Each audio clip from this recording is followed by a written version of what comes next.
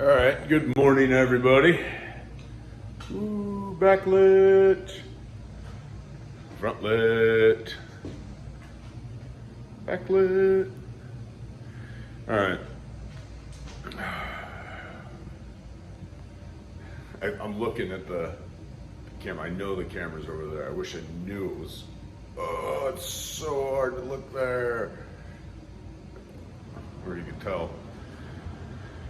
Oh, all right, good morning. So we're back 12:01.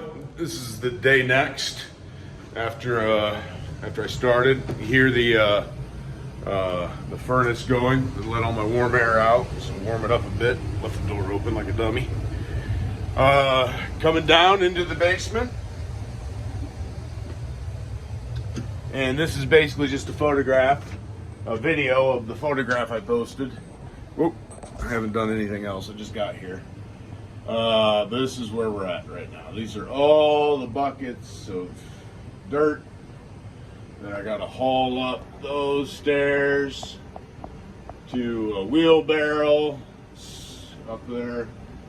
That I actually can't wheel it all the way to the edge of the stairs because I tore out the subfloor and all the nails are sticking. A bunch of the nails are sticking out from the original subfloor. The head's on them, but I don't want to put. Each one of those buckets is 50 pounds. And the wheelbarrow holds 6 or 7. And I don't want to put 350 pounds in a wheelbarrow, then roll the tire over the heads of these nails. If I had help, I'd have the help take them up, but I don't really want to use my time for it right now. Maybe I'll decide that was a mistake later. And get the nail heads off so I can wheel the wheelbarrow all the way to the edge of the stairs. That might happen. So, we're back in the bathroom. I watched that video I made for y'all, and I realized I wasn't anywhere near as lucid about what's going on here as I felt. So, I'm going to try to correct that with this video. I want y'all to know why I'm doing what I'm doing. There's our wheelbarrow. Here's the floor that was down. Here's the floor that is no longer down. I tore that up, and that's, I don't know, yeah, there's nails. That's what's left the nails in the floor, in case you wanted some detail on that. This is going to be mostly sporadic and uneducated.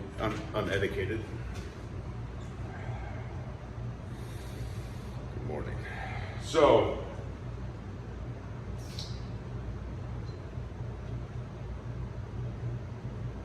this is more or less the center of the house, right there. That's more or less the center of the house. That little point, where my finger is. You can spatially recognize where I'm pointing, not there, but where my fingers actually touch. That's the center of the house. So in the center of the house was a concrete block, and on top of that concrete block was a beam that ran from there all the way to there, all right? But right next to the center of the house, okay, over about 3 feet towards the back of the house, sat the toilet, all right? So then the toilet did its thing. The toilets can do over time and leaked. And in the leaking, it rotted away all the subfloor, all the planks, in this case, 6-inch planks or 4-inch planks. Rotted those away, rotted the joists away, and then finally rotted the beam away. So the whole thing is gone. It's 2 joists in the beam, so a section about 32 inches wide and maybe 24 inches deep. Gone, rotted away, turned back to dirt. So, that needs to be fixed to have this house structurally sound. Period. That's any house anywhere. This is a problem. So, then that brings up the unique characteristics of this house. This house is built just 5 lots down from an old nickel plate railroad yard. So it's a railroad neighborhood. And this house was built sometime in the 50s. I thought it was much older, because that railroad yard almost certainly is. But the way they did the drywall in here tells me that this was built post-World War II. It's the transition phase between lath and plaster, where they used 1/4-inch drywall in lieu of the lath, and then still plastered it. And then eventually they phased out the plasters altogether and went to straight drywallers. So this is in that interim phase. So I know this place was built post-World War II, probably the 50s. I also know the house was built relatively economically. It's a very practical house. It's also extraordinarily strong. This is plaster here, and then you can't see here, but the plaster is on a lath, which is on a furring strip, which is 1/2 inch wide, which is nailed to concrete block. So this is a concrete block house. So it's the big bad wolf is not blowing this one down.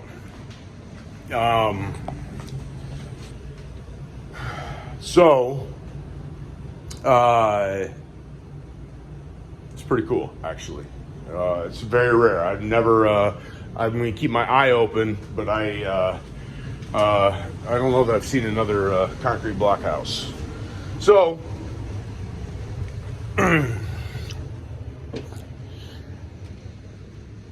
the economical aspect was the point there. So back in the day, it's not backlight, it's forelight. Okay, so back in the day, they had different rules. That's a dumb lead-in. Things change. So if you had a shitload of extra dirt, you didn't haul it away because of some city code law. You left as much of it on site and then hauled all the excess away. You left as much of it on site as you could and then hauled the excess away. Well, so this one, being economical in its nature, basically they left a lot of dirt behind. They took out the bare minimum. The reason this exists is because the water comes in down there. So this exists strictly for the water shutoff. Otherwise it wouldn't be here. So,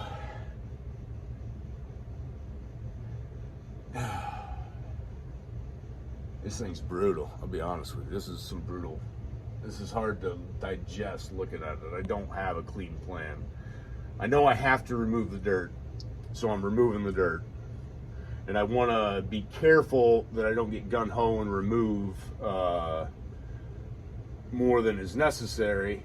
But on the flip side of that, I don't exactly know what is necessary either. So, like, I don't know. Yeah, plenty. There's plenty I don't know. But see if we can get up here. Is there any light? How's it? See, I can't see what I'm doing. So that's the bathroom up there. So that's the section that was all rotten out. This joist made it. There, I guess it's just one joist completely rotten away. Maybe the other one on the other side. But hopefully you can see that joist is completely gone, as well as the beam, which is this 4x4 thing running across here. Oh, wait a minute. Huh.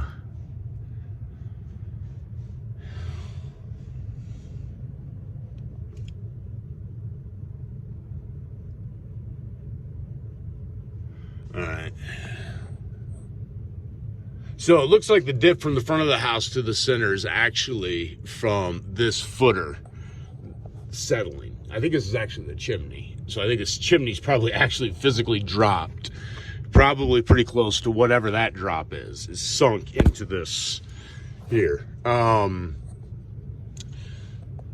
then this post is just under, see, I can't see where it goes down there. So, I